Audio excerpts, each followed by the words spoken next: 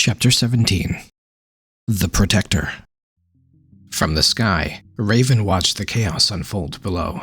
The rear steps of the Black Sentinel wound along the sheer cliffside, and down that perilous path, Eira and Kai ran.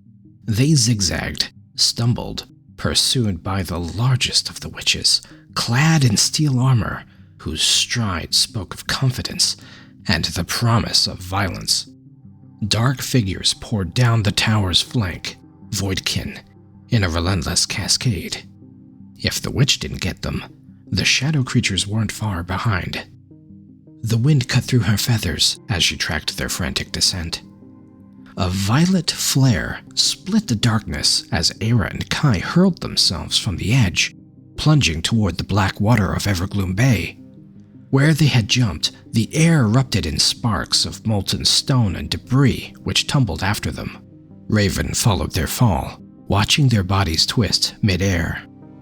A soft glow plumed out in a cloud of magic, and whatever they had done before jumping softened their descent just before they struck the waves, and the sea swallowed them. She glided in a wide arc, waiting. After one agonizing minute, Eira surfaced, hauling Kai through the freezing water. Her stroke stayed strong, but Raven could see the exhaustion in her effort. Any typical person would have drowned there amidst the breakers, but she fought the current's pull, dragging Kai through the waves until they collapsed onto the rocky shore far below where they once were. Raven circled lower. She wasn't overly concerned about the witches giving chase right away. She'd seen the explosion at the tower's peak. Whatever happened up there incapacitated them. The Night Witch gave chase, yeah, but the others hadn't followed and probably wouldn't for some time. Still, Kai was barely conscious, and Eira was slowing. It wouldn't be wise for any of them to linger. She descended and perched on a dry stone, watching as Eira dragged Kai further ashore. Eira looked up at her, wary even through her fatigue. Raven had been spotted twice before, once in the maw, and again in the sky over the ruins. She'd known each time that Eira had marked her, and she'd known Eira knew it. There was no point in pretending otherwise. She said. Raven cocked her head and waited. Eira's hand hovered near the hilt at her hip, but didn't close on it. The witchling's face gave nothing back. Finally, she said, "I see the workings of a mind behind those eyes, Raven. If you were one of the lost, there'd be nothing to see." Eira forced herself to her feet. "Show yourself." The air around Raven folded impossibly. Feathers rippled, her body lengthening, contorting in ways flesh shouldn't move. Then, in a breath, she stood before Eira as a woman once more.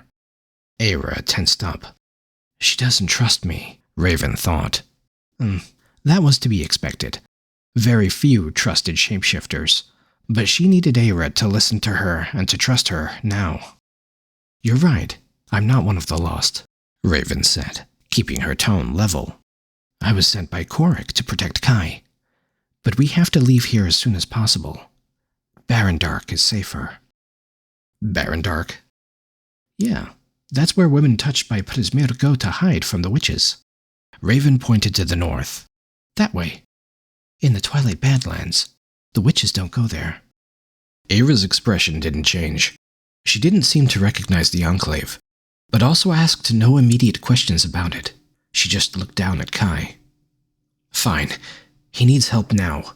He channeled Perpetual through that blade without a proper working, and I don't know what it did to him. The Elder's there." Raven nodded surely. "They can help." Eira lifted Kai's dead weight and adjusted him until he was somewhat manageable. "You lead," she said with a grunt. "But if this is a trick, I will kill you." "No trick." She turned and started up the narrow path that wound north from the shore. Behind her, she heard labored breath as Eira dragged Kai after her. The girl was stronger than she looked, but strength had its limits. Did she plan to do this the whole way? "Korik and Kai's mother will meet us there," Raven called over her shoulder. "I've already sent word to them both." "How?" Eira's voice came between heavy breaths. There's no one else here. I'm quillbound to Korik. The footsteps behind her slowed. Quillbound, Eira repeated, testing the word. He must have done something spectacular to earn that. Aye, he did. He saved my life. Raven kept her pace steady, not too fast though. She wanted to know how long Eira was going to haul Kai's dead weight across the Nightshawl. After a few labored minutes, Eira spoke again. What's your name? Raven. A pause, then a soft breath that might have been a laugh. Raven? Really? Raven glanced back. Something funny. You're a raven when you shift. Eira shook her head, a wry edge creeping into her exhaustion. And your name is Raven. Bit on the nose, isn't it? Raven turned forward again, her mouth twitching. On the nose. Well, she had heard worse said about it, and from people with far less kindness in the saying. Then I guess it suits me, she said. Eira finally relented, laying Kai down on the gravel. She wiped her brow. How far is it to Barrendark? 2 churns on foot with boons. I can't carry him that far. You really aren't a rune runner, are you? No. Not really. The honest admittance surprised Raven.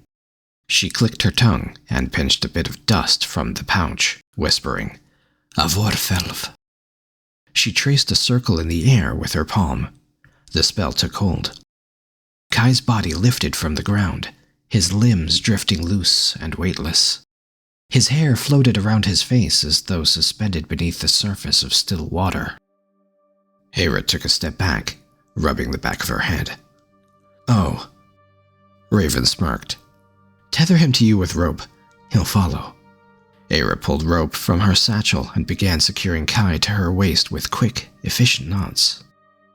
For a while, neither spoke. Only the crash of distant waves and the rhythm of their footsteps broke the silence. Then, Eira glanced over. What's it like? Huh? What's what like? Shifting. Raven considered the question. Freeing, she said finally. Your senses sharpen, but you lose things too. Human thoughts get slippery. Hard to hold on to why you shifted in the first place. Who taught you? Raven hesitated. Korik. Korik taught me. Eira's head turned sharply. Korik? He's a shapeshifter? No. But he understood enough to help me hone it. Raven glanced sideways at her. Very few have the curse. Curse? Eira's tone shifted. You just called it freeing. Doesn't sound like you think it's a curse. It's both. When people find out I'm a shapeshifter, they pull back a little. They trust me less. And they've all heard the stories about how shapeshifters lose their minds, murdering people. And are the stories true? For the ones that lose themselves to it, yeah. Me, on the other hand, I have a firm grasp on who I am and what I am. Why tell me this? Eira finally asked. Raven smirked slightly. Because I can tell that you're trying to decide if I'm dangerous. Eira didn't deny it. Well, I'll tell you the truth, Raven continued with confidence, as if Eira admitted it openly. I am. Just not to you. The journey to Barrendark took exactly 2 churns of restless trekking through the fractured expanse. Eira kept pace without complaint, dragging Kai's floating form close behind her. In the middle of the second churn, the Nightshawl began to fray. The cloying night thinned, giving way to thin, dry air that carried the bitter taste of scorched earth and grit instead of brine. Every league stripped away more of the Nightshawl's damp rot. The ground changed beneath their boots.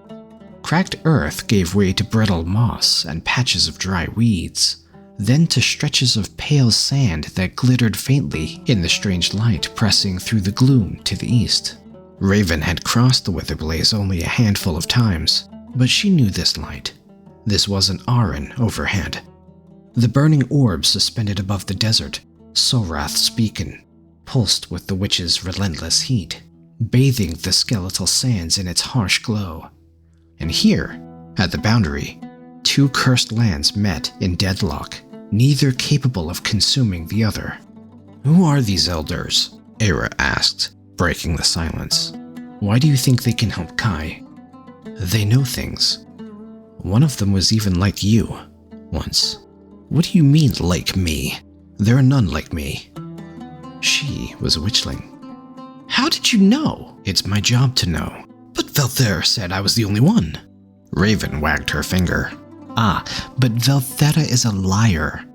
She has been taking girls with Pudismir's touch for generations. She sacrifices them to feed her power, but sometimes she twists them to serve her machinations." She pointed at Eira. Eira's eyes went wide, speechless. "We try to save who we can," Raven continued, "bringing the girls to Barrendark and training them to fight back against Velthera's creatures.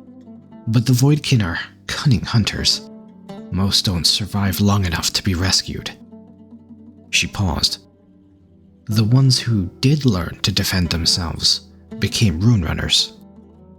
And this elder, who is like me?" "Myr'ides is her name," Raven said, nodding firmly. "She used to be Korik's brother's pacer. Eric and Korik both freed her from Velthera back when they were much younger." Barrendark sat nestled between rock formations just ahead, sheltered from the shifting eddies of twilight. Tucked into the embrace of stone, lights flickered within the enclave, a fragile oasis of calm against the decay of the cursed borderlands. To the east, the wither blaze painted the horizon in otherworldly orange. To the west, only darkness. As they descended the rocky embankment, carvings emerged on nearby stones, ancient glyphs worn by time but still maintained. "So this is how you hide from their far sense," Eira said, studying them. "I used this very same ward on Kai's cloak. Except this had been woven into a perimeter. Very strong indeed." Raven nodded, surveying the lattice of protection that shimmered faintly in the air. "They've only ever needed to move the enclave once. They made them believe it was destroyed, so the witches wouldn't come looking for it again." She paused at the settlement's edge, taking in the dusty streets and the stone dwellings carved into the rock face. A stranger would have called Barrendark abandoned, which was rather the point. Raven caught the small betrayals of life anyway. A shutter easing closed above. The faint smell of a cookfire banked too late. Its people kept to the dark crevices because what the Coven could find, they would not leave standing. Raven cupped her hands around her mouth and let out a sharp, piercing caw. The call echoed through the narrow alleys, then died quickly in the stillness. Myr'ides emerged from the shadows near a stone archway, lantern light casting long shapes across the walls. She approached, tall and broad-shouldered. Straight bronze hair streaked with silver fell below her shoulders. The embroidery along her cloak clinked with each step. Cycles of survival showed in everything about her, the lines that creased her brow, the way she carried herself, and the calm calculation in her dark eyes. Those eyes swept past Raven and settled on Eira. "Ah, we're glad you came, Eira," Myr'ides said. "Welcome." Eira raised an eyebrow. "How do you know about me?" "We suspected Velthera had taken another witchling, but your name and your face is new to us." "I'm sorry, and you are?" "Myr'ides." "Ah, Raven mentioned you," Eira said. "And Raven mentioned you." Eira frowned. "How? We only just left the oh. Raven's quill. She wrote to Korik along the way. Guess he shared them with you. "We don't keep many secrets here, Eira," Raven added. Myr'ides' gaze shifted to Kai's unconscious form, floating pale and still behind Eira. She studied him for a long moment before her focus returned, sharpening. "Come," Myr'ides said. "The elders will want to see him." She turned to Eira. "And you and I will have time to talk." They followed Myr'ides through the shadowed archway. Raven noticed Eira glance back at Kai, her expression unreadable as his weightless body drifted in their wake. But Kai's mind was far from still.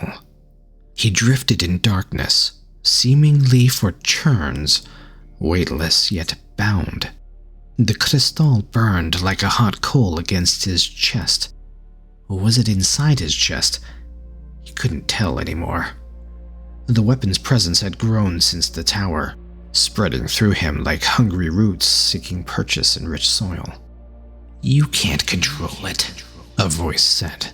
His own voice, or something wearing it like a mask. Alindra? But she was dead.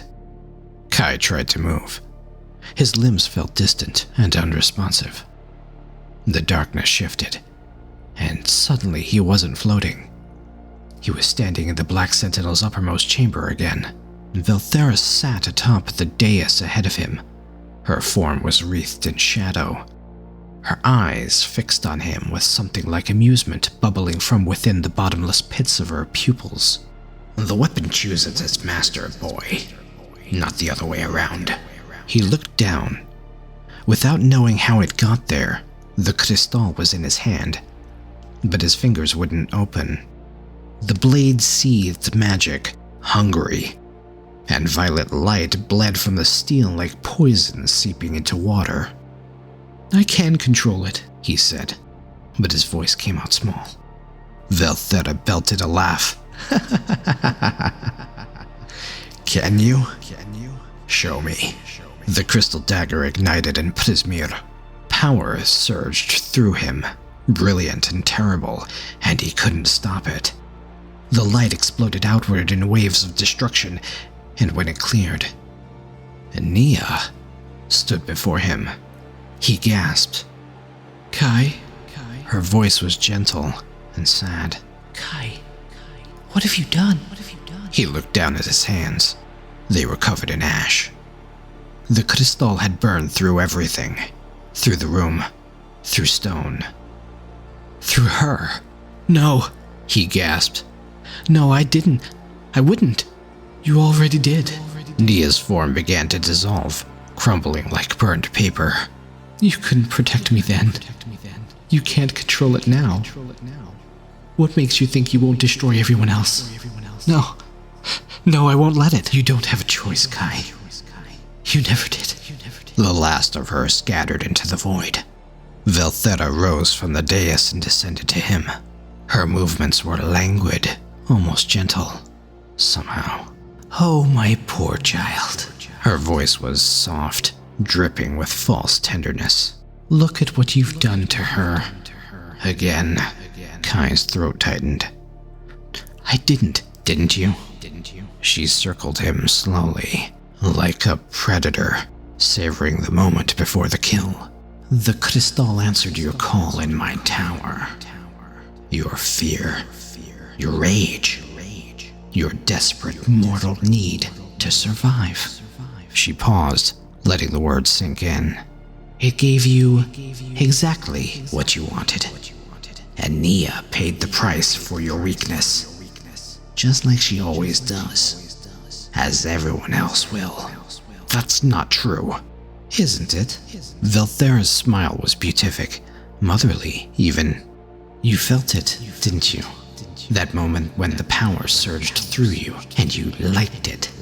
That brief, beautiful instant when you weren't helpless anymore. When you could finally do something." She leaned closer, her voice dropping to a whisper. "Tell me, Kai, in that moment, did you think of Nia at all? Or were you too busy enjoying what it felt like to be strong?" "Stop," he recoiled. "I'm only telling you what you already know, sweet boy." She reached out as if to comfort him, her taloned fingers hovering near his face. "The crystal doesn't make you a monster. It simply reveals what you've always been. Desperate and selfish. Willing to sacrifice anything and anyone to feel powerful for just a moment. You're lying. Am I? Velthera's expression shifted to something almost sad, almost understanding. Then why does it burn so hot against your chest? Why does it whisper to you in the dark? It knows you, Kai. It knows what you want. What you need. Her voice softened further, becoming almost kind. And it will give it to you. Over and over. Like the Ryn's Emperor. You'll grow in power until everyone you love turns to ash. And you'll be standing alone wondering why you couldn't stop. And then finally, it'll consume you too. You'll die by it. What meaning is there in that? She stepped back, regarding him with something that looked disturbingly like sympathy. I could take it from you, you know. End this? Save Eira before you destroy her too? Her head tilted. All you have to do is ask. One word, and I'll free you from this burden. You'll never have to hurt anyone again. Kai's hands shook. Just say yes, Velthera murmured, her voice a honey-sweet poison. Let me help you, child, before it's too late. The crystal surged again, brighter, hotter. It wanted more. It always wanted more. And Kai, drowning in guilt, in fear, in the terrible uncertainty that maybe he wasn't capable of this, felt the relic's will pressing against his own, testing the boundaries of where he ended and it began. He tried to pull away, but the light was already consuming, searing through his mind. He couldn't tell if he was screaming or if the weapon was screaming through him. Then nothing. The days that followed passed in fragments, fever dreams and fleeting awareness. Nia's face dissolving to ash, Velthera's laughter echoing in the dark, the crystal burning against his chest, patient and hungry, waiting for him to give in. Drifting, weightless, afraid. When Kai finally opened his eyes, the first sensation he felt was a profound soreness across his body, as though the black sentinel had toppled over him. The last thing he remembered was Alindra, vaporizing amidst the power radiating from the dagger. He managed to swallow through the pain and looked around. A fire burned nearby. Its flames shot through with gold and violet, warming the stone walls. The air hummed with prismir, in a rhythmic ebb of distant waves pulsing back and forth. He recognized this sensation. They were in the borderlands between the Nightshawl and the Witherblaze, but here inside, they were protected by the flux. You're awake. Kai turned his head slowly, stiff, and saw a woman sitting beside the bed. She had bronze and silver hair, tied back, deep lines around the eyes and mouth. She was staring at him so intently that he was certain that she had been trying to see into his thoughts, if such a thing were possible. Where? His throat was dry, voice barely working. Where am I? You're in Barrendark, the woman said. Eira and Raven brought you here. Raven? She wasn't traveling with us. Oh, but she was. Kai tried to sit up. Pain shot through every muscle, and he winced. Where's Eira? She's here. She hasn't left your side for long. But right now, it's just us. The woman raised her palm, revealing a mark burned into the skin. It's been a long time. Do you remember me? Kai squinted. Yes. I never forget a face. Kai stared at the mark, then to her. You're Myr'ides. You gave me my brand 5 cycles ago. Show me. Kai uncurled his hand weakly, revealing the matching symbol on his palm. As they raised their palms together, the scars shimmered. I needed to know if it was really you. Why wouldn't I be? You never know. She pursed her lips. Velthera's coven is deceitful. Nycurus and Alindra particularly. Zoraith and Morvanis are more overt in how they inflict their pain. Well, you only have to worry about 3 of them now. Yes, that's precisely why you're here. It is? Yes, Kai. To prepare you. Kai's eyebrow worked upward. Prepare me how? Myr'ides leaned back. She folded her hands in her lap. That knife you carry has a commandment. Keep the fundamental powers balanced. Kalsheda profaned it. Now it is yours. And to steer us into the light, it has to work through you. If you don't learn to align yourself with its purpose, then I understand the rest. His last moments at the Black Sentinel flashed in his mind. Can you teach me to control it? Myr'ides' mouth curved slightly, almost amused. That question is incorrect. Her tone softened then. Prismir of this magnitude isn't something you can control. You're the vessel, and you need to guide its flow through you in a way that won't burn you to cinders. I don't understand the difference. You will. She studied him for a moment. Tell me, boy, what has Korik taught you? The runes. Most of them except for combat. How to channel magic through... Through symbols, yes. Through intention. Myr'ides nodded hastily. Korik taught you to be a rune runner. He did well. Kai frowned. Then what are you teaching me? She grinned. How to be a Myr'ides. The words hung in the air between them. The Myr are gone, he said slowly. Yes, their civilization is. Their way is not. Myr'ides placed a hand on her chest. We don't always use the runes to conjure the blood of the Nera. Sometimes it is conjured forth naked. Kai looked at the flames, then back at her. And if I can't learn to be a Myr'ides? Myr'ides held his gaze. Then the crystal will find someone who can. But you will. We'll start with the basics. Right now? Right now.